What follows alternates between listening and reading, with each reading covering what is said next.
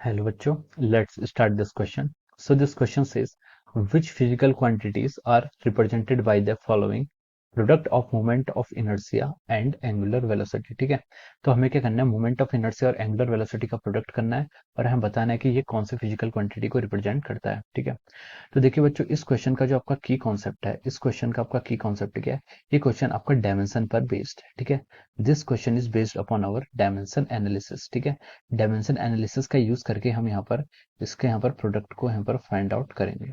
ठीक है, तो चलिए बच्चों, अब हम इस क्वेश्चन को स्टार्ट करते हैं। तो देखिए, उसने बोला है कि product of moment of inertia and angular momentum क्या हमें बताना है। ठीक है, मोमेंट ऑफ इनर्शिया को हम आई से डिनोट करते हैं, एंगुलर वेलोसिटी को हम ओमेगा से डिनोट करते हैं। तो देखिए, ये जो प्रोडक्ट होता है, ये आपका प्रोडक्ट आपका आता है यहाँ पर एंगुलर मोमेंटम के इक्वल आता है। ठीक है, एंगुलर मोमेंटम जो हम लिखते हैं, एंगुलर मोमेंटम एक आपकी क्या होती है, वेक्टर क्वांटिटी होती है। It is written as I into omega. ठीक है, ये आपका आई इंटू ओमेगा से हम ऐसे रिप्रेजेंट करते हैं। This is our what, angular momentum. Angular momentum आपका मोमेंट ऑफ इनर्शिया और एंगुलर वेलोसिटी का प्रोडक्ट होता है।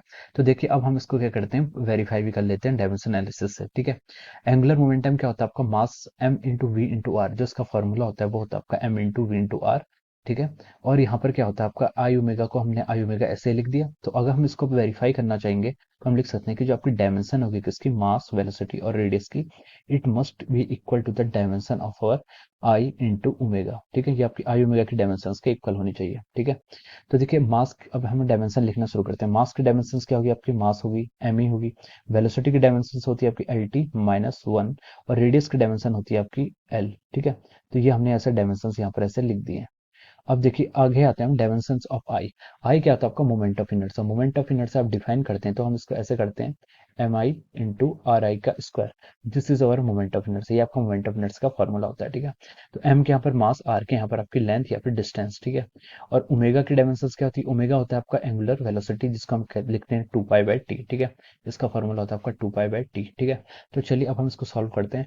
डायमेंशन ऑफ आई क्या होगी, आई की डायमेंशन होगी आपकी, सबसे पहले मास है, फिर आर स्क्वायर यानी कि लेंथ का स्क्वायर। ठीक है, इंटू ओमेगा। ओमेगा की डायमेंशन क्या होती है, 2 पाई बाई टी।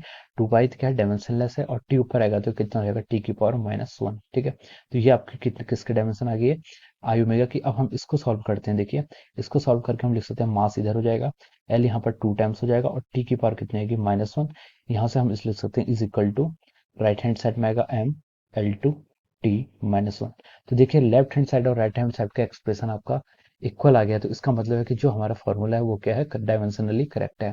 तो हम बोल सकते हैं कि इट इज, यहाँ पर क्या हो गया, प्रूव हो गया, या फिर हम इसे क्या लिख सकते हैं, आंसर लिख सकते हैं। ठीक है, तो उसने पूछा था कि which physical quantity are represented by the following product of moment of inertia and angular velocity. तो हम लिख सकते हैं कि एंगुलर मोमेंटम आपका ये रिप्रेजेंट करती है। ठीक है, ये क्या रिप्रेजेंट करती है, आपका एंगुलर मोमेंटम। ठीक है, ये आपका एंगुलर मोमेंटम है। तो this is our final answer. तो ये आपका फाइनल आंसर है, यहाँ पर हमने प्रूव कर दिया। और ये क्या आपका जो फाइनल आंसर होगा, यहाँ पर लिख देता हूँ, this is our final answer. ठीक है, तो ये आपका क्या है, एंगुलर मोमेंटम आपका डिनोट करती है। ठीक है, so I hope you all understood this concept. All the very best and thank you so much.